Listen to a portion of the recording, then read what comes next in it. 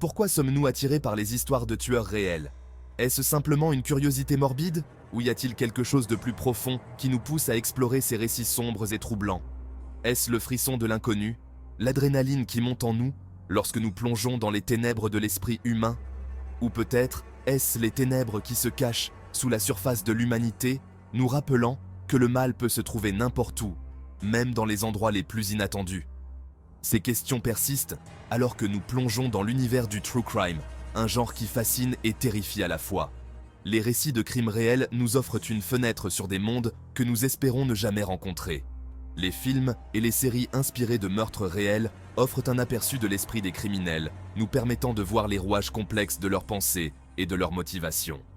En explorant les motivations et les circonstances qui les conduisent à leurs actes horrifiques, nous cherchons à comprendre ce qui pousse une personne à franchir la ligne entre le bien et le mal.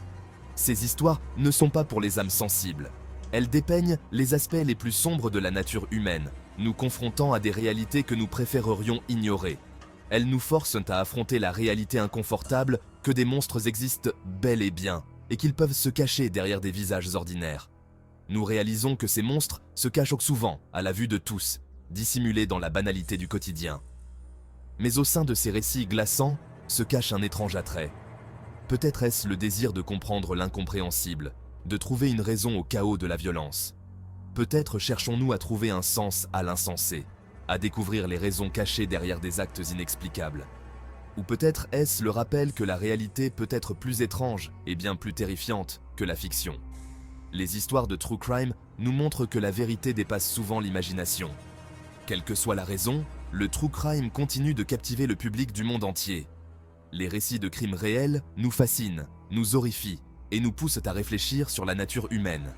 Rejoignez-moi alors que nous explorons certains des films et séries les plus glaçants inspirés de tueurs réels, en révélant les détails terrifiants qui brouillent la frontière entre réalité et fiction. Préparez-vous, car les histoires que vous allez découvrir resteront gravées dans votre mémoire bien après le générique de fin.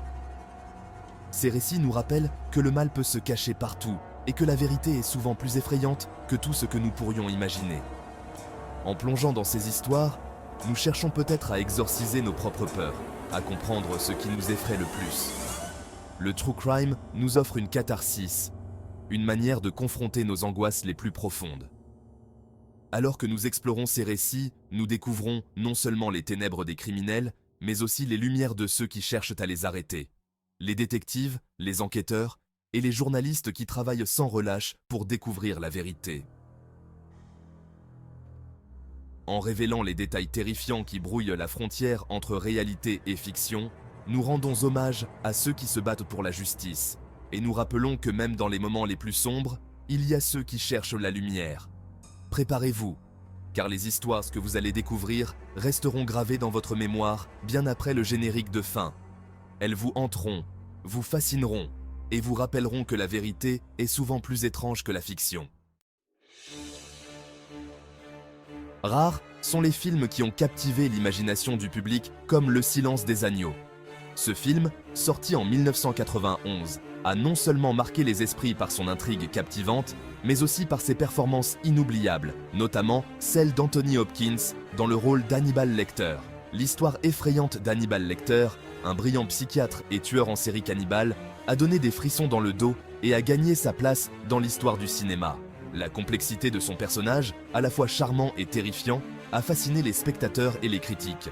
Ce que beaucoup ne réalisent pas, c'est que le personnage de Lecter est un composite, s'inspirant de plusieurs criminels réels.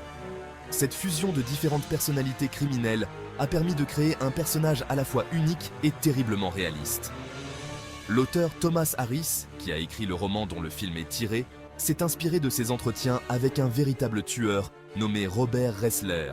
Harris a passé des heures à discuter avec Ressler, plongeant profondément dans l'esprit tordu des tueurs en série.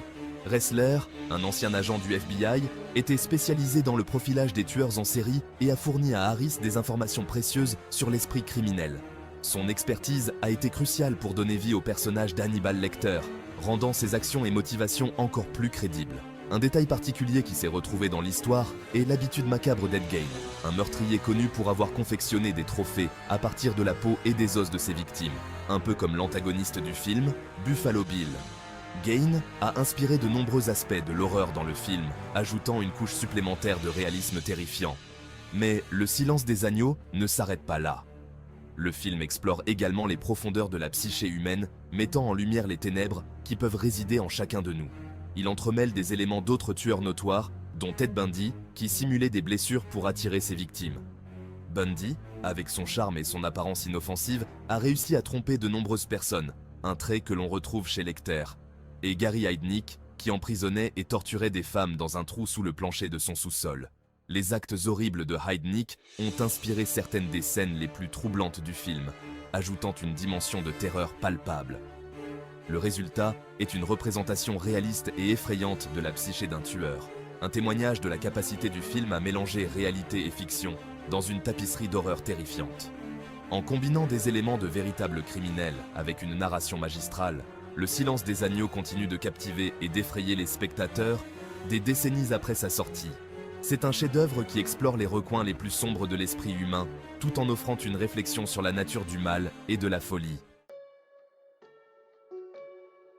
Le Zodiac Killer, une silhouette mystérieuse qui a terrorisé le nord de la Californie à la fin des années 1960 et au début des années 1970, reste une énigme fascinante et terrifiante. Ce tueur en série, qui a revendiqué au moins 5 meurtres confirmés, a laissé derrière lui une traînée de peur et de confusion. Ses crimes brutaux et ses messages cryptiques ont captivé l'imagination du public et des enquêteurs pendant des décennies. Reste l'une des affaires non résolues les plus célèbres d'Amérique.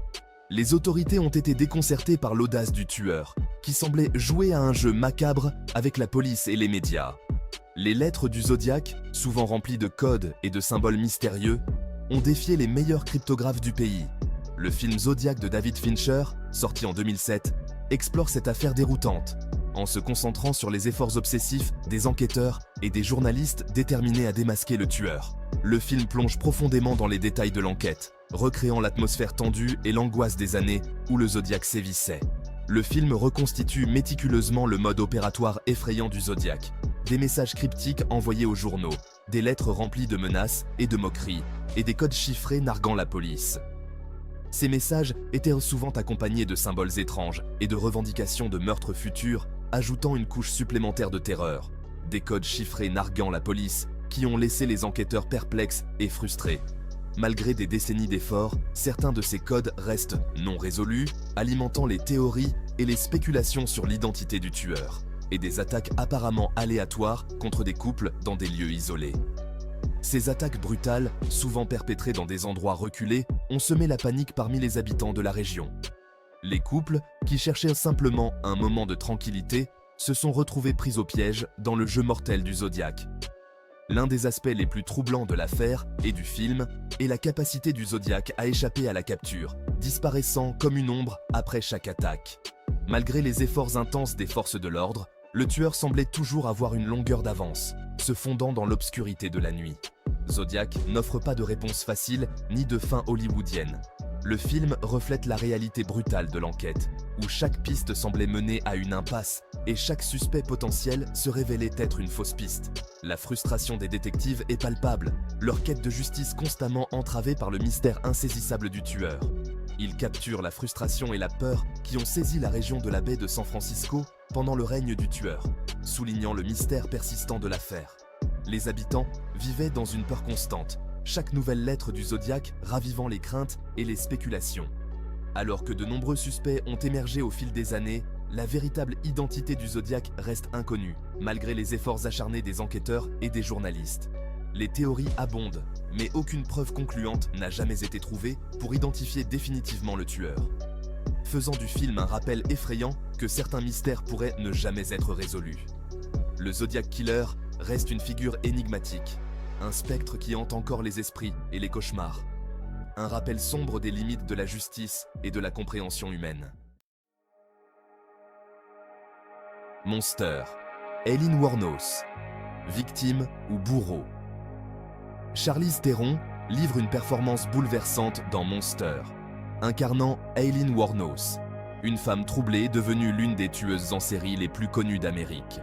Le film explore le passé traumatisant de Wuornos, mettant en lumière les abus et la négligence dont elle a été victime tout au long de sa vie. Forcée de se prostituer très jeune, Wuornos a subi un cycle de violence et d'exploitation. Sa descente dans le meurtre a commencé en 1989, lorsqu'elle a abattu un homme qu'elle accusait de l'avoir violée. Au cours de l'année suivante, elle a tué 6 autres hommes, affirmant que tous l'avaient attaquée ou tenté de la violer alors qu'elle travaillait comme prostituée. Monster ne craint pas de montrer la brutalité des crimes de Wuornos, mais présente le portrait complexe et nuancé d'une femme ravagée par son passé. Le film soulève des questions sur la nature du statut de victime et de la culpabilité, laissant les téléspectateurs aux prises avec les réalités inconfortables de la vie et des crimes de Wuornos. Le serpent, tueur-charmeur sur la route des hippies. La série Netflix.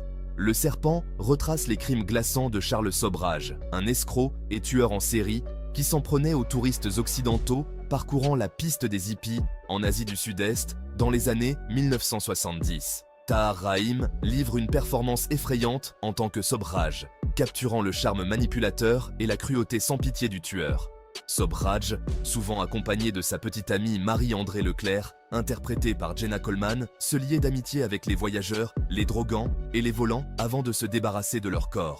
La série met en lumière la complicité de Leclerc, qui est resté fidèle à Sobhraj malgré les preuves croissantes de ses crimes. Le serpent est un récit captivant de tromperie et de meurtre, rendu d'autant plus effrayant qu'il est basé sur des faits réels. La capacité de Sobhraj à échapper à la capture pendant si longtemps, glissant entre les mailles du filet des autorités dans plusieurs pays, ajoute une couche d'intrigue supplémentaire à cette saga criminelle dérangeante.